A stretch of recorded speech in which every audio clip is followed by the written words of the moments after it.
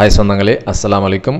நம்முடைய சேனலில் தொடர்ச்சியாக பார்த்தீங்கன்னா பிகினர்ஸுக்காக வேண்டி நம்ம வீடியோஸ் வந்து அப்லோட் பண்ணிகிட்ருக்கோம். ஸோ அந்த அடிப்படையில் ஸ்டெப் பை ஸ்டெப்பாக நம்ம வந்துட்டு ஒவ்வொரு தையலை பற்றி நம்ம பார்த்துட்டு வரோம். ஸோ இது வரைக்கும் நம்ம போட்ட வீடியோஸ்லாம் பார்த்திங்கன்னா ப்ளேலிஸ்ட்டாக நம்ம க்ரியேட் பண்ணி அதோடைய லிங்க் வந்து நான் கீழே டிஸ்கிரிப்ஷனில் கொடுத்துருக்குறேன். பார்க்காதவங்க போய் பார்த்து தெரிஞ்சுங்க. இப்போ இன்றைக்கி நம்ம வீடியோவில் என்ன பார்க்க போகிறோம் அப்படின்னு சொன்னாக்கா, கட்டு தையல் வந்து எப்படி நம்ம ஸ்டிச் பண்ணுறது, அது எப்படி வந்து நம்ம பழகிறது, என்னென்ன மெத்தடில் நம்ம வந்து ஸ்டிச் பண்ணுறது அப்படின்னு சொல்லி நுணுக்கங்களோட தெளிவாக நம்ம பார்க்க போகிறோம். வீடியோவை ஸ்கிப் பண்ணாமல் பாருங்கள், அப்போ தான் உங்களுக்கு புரியும். நம்ம வீடியோக்குள்ளே போகிறதுக்கு முன்னாடி நம்ம சேனலை இது வரைக்கும் நீங்கள் சப்ஸ்கிரைப் பண்ணலைன்னா சப்ஸ்கிரைப் பண்ணிங்க. கூடவே பக்கத்தில் இருக்கக்கூடிய பெல் ஐக்கானை ப்ரெஸ் பண்ணி ஆல்னு செட் பண்ணிட்டீங்கன்னா நான் போடக்கூடிய வீடியோஸில் உங்களுக்கு நோட்டிஃபிகேஷனாக வரும். வாங்க இப்போ நம்ம வீடியோக்குள்ளே போயிடலாம்.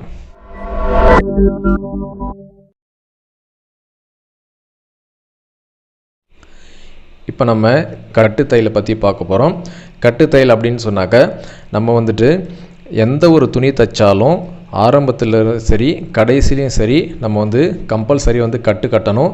அப்படி கட்டினீங்கன்னா தான் உங்களுக்கு வந்து துணி வந்து லைஃப் வரும், தையல் வந்து பிரியாமல் உங்களுக்கு வந்து லைஃப் வரும். இல்லைன்னா தையல் வந்து பிரிஞ்சிக்கக்கூடிய ஒரு வாய்ப்பு இருக்குது.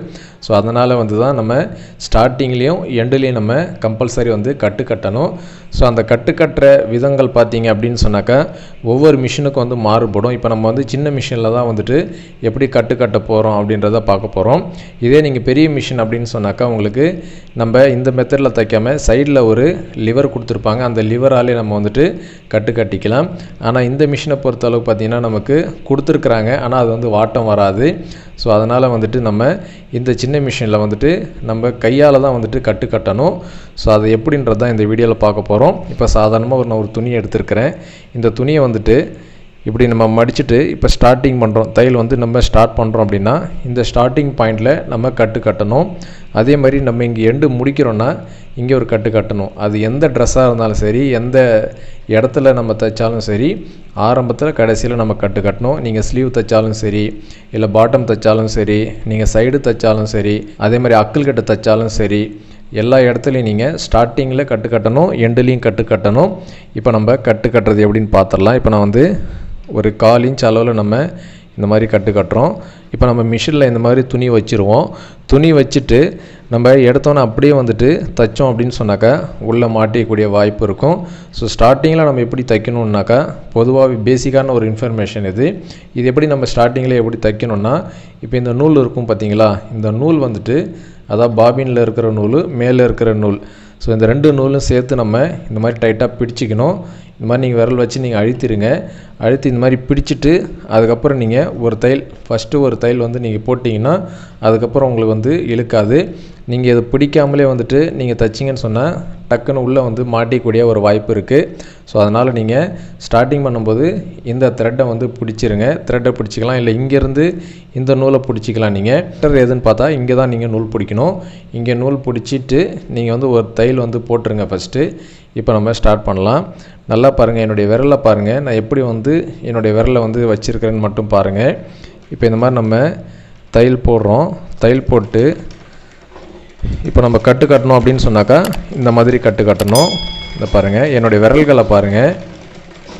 இப்போ நான் வந்து ஒரு 1/4 இன்ச் கனெக்ட் பண்ணி நான் வந்து ஸ்டிச்சிங் பண்ணுறேன். ஸ்டார்டிங்கில் வந்து நம்ம கட்டு கட்டணும். ஸோ கட்டு கட்டுறதுக்கு இந்த மிதி இருக்குது பார்த்தீங்களா, இந்த மிதியை வந்து பின்னாடி ஒரு லிவர் இருக்கும். ஸோ அந்த லிவரால் நீங்கள் மிதியை வந்து லைட்டாக தான் தூக்கணும், அதிகமாக தூக்கக்கூடாது.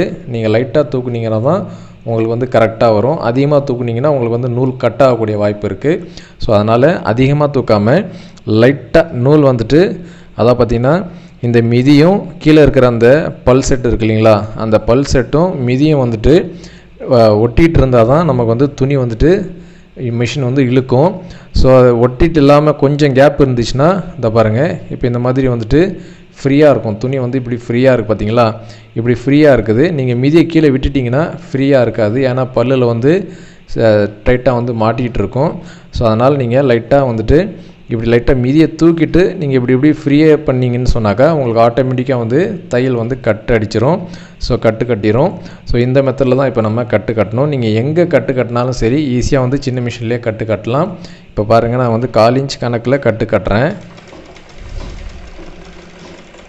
இப்போ இந்த மாதிரி கட்டு கட்டிட்டு ஃபுல்லாக வந்து நம்ம தைச்சிடணும். இப்போ நம்ம இங்கே எண்டுக்கிட்ட வந்துட்டு ஒரு கட்டு கட்டிக்கணும். இதை பாருங்கள், இப்படி எண்டில் ஸ்டார்டிங்கில் இந்த மாதிரி நீங்கள் ஒவ்வொரு எந்த தையல் தைச்சாலும் இந்த மாதிரி வந்து கட்டு கட்டணும் கம்பல்சரி. வந்துட்டு இப்படி கட்டு கட்டினீங்கன்னா தான் உங்களுக்கு வந்து லைஃப் வரும். ஸோ இதை வந்து எப்படி கட்டணும்னு சொல்லி நல்லா தெளிவாக பார்த்துங்க. இப்போ நீங்கள் ஓரத்தையில் போடுறீங்கனாலும் ஓரத்தில் நம்ம கட்டு கட்டலாம். இந்த பாருங்கள், இந்த மாதிரி வச்சுட்டு நூலை இந்த மாதிரி பிடிச்சிருங்க. நூலை பிடிச்சிட்டு இதை பாருங்கள், இந்த மாதிரி வந்துட்டு நீங்கள் கட்டு கட்டலாம். துணியை வந்து நல்லா டைட் பண்ணிக்கணும். இந்த விரலாலையும் இந்த விரலாலையும் நீங்கள் வந்துட்டு இழுத்து இழுத்து விடணும் துணியை வந்துட்டு. அதை பாருங்கள், நல்லா கவனிங்க. மிஷின் வந்து பார்த்திங்கன்னா துணி வந்து இழுக்க தான் செய்யும். ஸோ நம்ம வந்துட்டு ரிவேர்ஸில் கொண்டு வர்றது நம்ம வேலை, ரைட்டில் கொண்டு போகிறது முன்னாடி கொண்டு போகிறது மிஷினுடைய வேலை. அப்போ நம்ம என்ன செய்யணும்னாக்கா, மிஷின் வந்து முன்னாடி துணி இழுத்துருச்சுன்னா நம்ம வந்து ரிவேர்ஸில் இழுக்கும் பொழுது மீதியை வந்து தூக்கணும். அப்புறம் தூக்கிட்டு விட்டுறணும். அந்த கேப்பில் விட்டுட்டு மறுபடியும் அது மிஷின் இழுத்து தையல் போடும். மறுபடியும் நம்ம ரிவேர்ஸில் கொண்டு வரும்போது நம்ம கையை வந்துட்டு ரிவேர்ஸில் கொண்டு வரணும். அப்போ ரிவேர்ஸில் கொண்டு வரப்போ மட்டும்தான் வந்து நம்ம மிதியை வந்து லைட்டாக எடுக்கணும். ஸோ இதை நீங்கள் ஃபாலோ பண்ணிங்கன்னா உங்களுக்கு வந்து கரெக்டாக வந்து கட்டு கட்டுறது வந்துடும், நல்லா பழகிடுவீங்க. இப்போ அதே மாதிரி பார்த்திங்கன்னா இந்த கட்டு எங்கெங்கெல்லாம் பயன்படும் அப்படின்னு சொன்னால், இது ஒரு முக்கியமான ஒரு விஷயம். இந்த கட்டு கட்டுறது வந்து பார்த்திங்கன்னா எல்லா ட்ரெஸ்லையும் பார்த்திங்கன்னா ஸ்டார்டிங் எண்டில் வந்து கட்டு கட்டணும். இது ஒரு பேசிக்கான விஷயம். இன்னொரு இடத்துலையும் நமக்கு வந்து இந்த கட்டு கட்டுறது வந்து பயன்படும். எங்கே அப்படின்னு சொன்னாக்கா, இப்போ நமக்கு ஏதாவது ஒரு துணி வந்து டேமேஜ் ஆகிடுச்சு, இல்லை எலி கடிச்சிருச்சு, இல்லை ஒரு கிராச் ஆகிடுச்சு, அப்போ அந்த இடத்துல வந்து ரஃப் அடிப்பாங்க. ஸோ ரஃப் அடிக்கிறது எப்படி அடிக்கிறதுனா இந்த மாதிரி தான் வந்துட்டு நம்ம அடிக்கணும். அதை இங்கே நம்ம ஸ்டார்டிங்கில் கட்டு கட்டுறோம் இல்லைங்களா, இது வந்து கிழிஞ்சு இருக்கிற இடத்துல நீங்கள் ஃபுல்லாக வந்து அந்த கட்டு கட்டினீங்கன்னா அதான் ரஃப் அடிக்கிறதுன்னு சொல்கிறது. அதுக்கு இதுதான் வந்துட்டு துணி வந்து கிழிஞ்சிருக்குன்னு சொன்னால் இந்த இடத்துல நம்ம ரஃப் அடிக்கணும். ஸோ ரஃப் அடிக்கிறதுக்கு நம்ம எப்படின்னா செய்யணுன்னாக்கா, இதை பாருங்கள், இப்போ நம்ம இந்த இடத்துல ரஃப் அடிக்கணும்.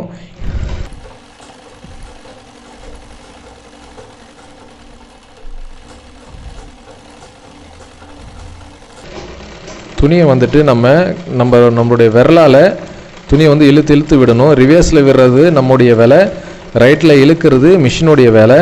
அதை நம்ம அப்படியே கரெக்டாக கண்ட்ரோல் பண்ணி மீதியை தூக்கி தூக்கி விடணும். இப்படி ரிவேர்ஸில் கொண்டு வரும்போது நம்ம லைட்டாக தூக்கணும். நம்ம எந்த அளவுக்கு ரிவேர்ஸில் இழுக்கிறோமோ அந்த அளவுக்கு மீதியை தூக்குனா போதும். அதே மாதிரி நீங்கள் கரெக்டாக கண்ட்ரோல் பண்ணிகிட்டே வந்தீங்கன்னு சொன்னாக்கா உங்களுக்கு இந்த மாதிரி தான் வந்து ரஃப் அடிக்கிற மெத்தடு. பாருங்கள், நம்ம ஃபுல்லாக வந்துட்டு ரஃப் அடிச்சிருக்கிறோம். அதான் கட்டு கட்டுற தையல் தான். ஸோ அந்த தையலை பயன்படுத்தியே நம்ம வந்துட்டு ரஃப் அடிச்சிருக்கோம் பாருங்கள்.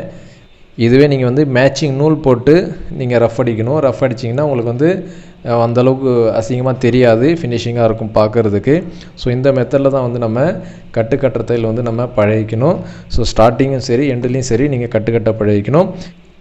உங்களுக்கு வந்து துணி ரெண்டு பக்கமும் இருந்துச்சுன்னா, கேப் இருந்துச்சுன்னா நீங்கள் இந்த மாதிரி கூட விரல் வச்சுட்டு கட்டு கட்டலாம். இது வந்து இன்னொரு மெத்தடு.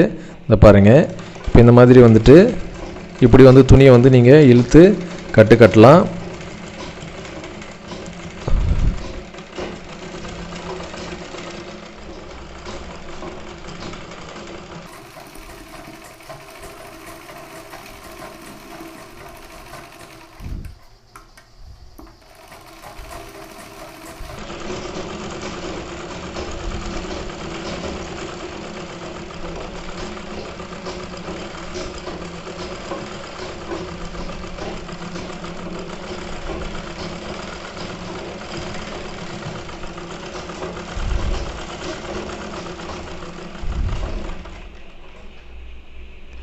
இப்போ நம்ம எண்டில் வந்துட்டோம்.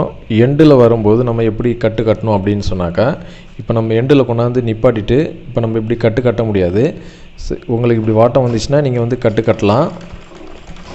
பாருங்கள், இப்போ எண்டில் இந்த மாதிரி கிளாத் இருந்துச்சுன்னா, ரெண்டு சைடும் உங்களுக்கு கிளாத் இருந்துச்சுன்னா நீங்கள் ஈஸியாக வந்து கட்டு கட்டிடலாம். ஒன் சைடு மட்டும்தான் கிளாத் இருந்துச்சுன்னா உங்களால் வந்து கட்டு கட்ட முடியாது.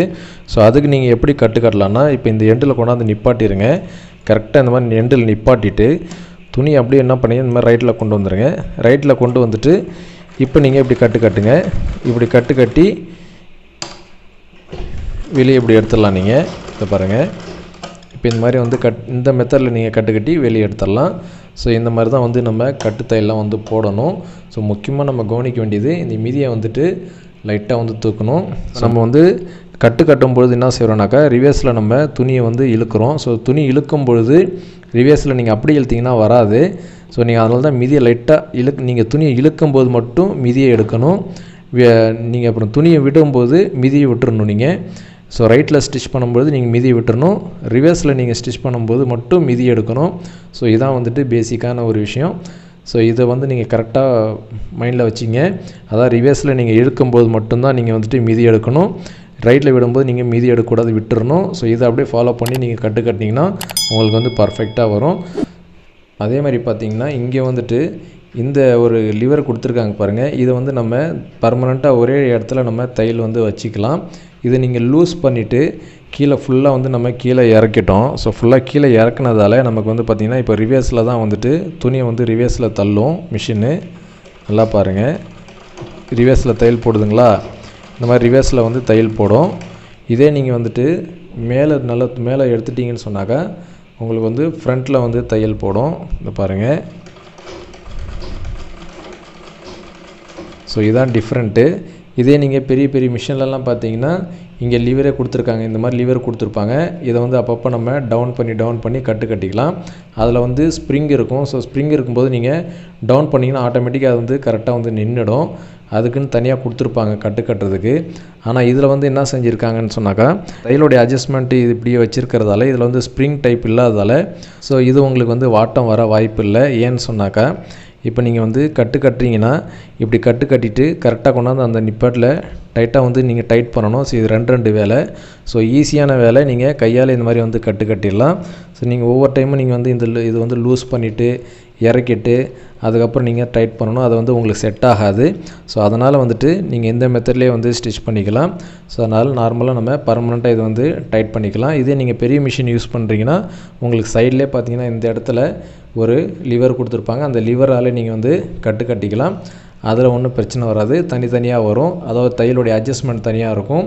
அந்த கட்டுற லிவர் தனியாக இருக்கும். ஸோ அதனால் நீங்கள் அந்த மிஷினில் பார்த்தீங்கன்னா ஈஸியாக நீங்கள் வந்து கட்டிக்கலாம். அதே மாதிரி மிதி நம்ம பின்னாடி தான் வந்து கை கொடுத்து இப்படி மிதியை வந்து எடுப்போம். ஆனால் பெரிய மிஷினில் பார்த்தீங்கன்னா நம்ம காலாலே கூட மிதி எடுத்துக்கலாம். இங்கே நம்ம தொடக்கூடிய வேலையாக இருக்காது.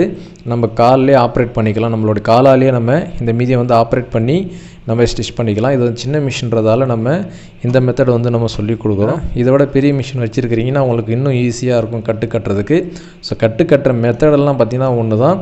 ஸோ ஆப்ரேட் பண்ணுற மெத்தட் தான் வேறு வரும். ஏன்னா ஒவ்வொரு மிஷினில் ஒவ்வொரு மாதிரி இருக்கிறதால வேறு மெத்தட் வரும். பட் வந்து கட்டுற இந்த தையல் பொறுத்த அளவுக்கு இந்த மெத்தட் தான் நீங்கள் இடத்துல வந்துட்டு யூஸ் ஆகும். இன்றைக்கி நம்ம பயிற்சியில் இந்த கட்டுறதை பற்றி நம்ம பார்த்தோம். அடுத்தடுத்த வீடியோக்களில் அடுத்தடுத்த தையலை பற்றி பார்க்கலாம். நம்ம சேனல் இதான் நீங்கள் ஃபஸ்ட் டைம் பார்க்குறீங்கன்னா நம்ம சேனலை சப்ஸ்கிரைப் பண்ணிங்க. சப்ஸ்கிரைப் பண்ணது மட்டும் இல்லாமல் பக்கத்தில் இருக்கக்கூடிய பெல் ஐக்கானை ப்ரெஸ் பண்ணி ஆல்னு செட் பண்ணிட்டீங்கன்னா நான் போடக்கூடிய வீடியோஸ்லாம் உங்களுக்கு நோட்டிஃபிகேஷனாக வரும்.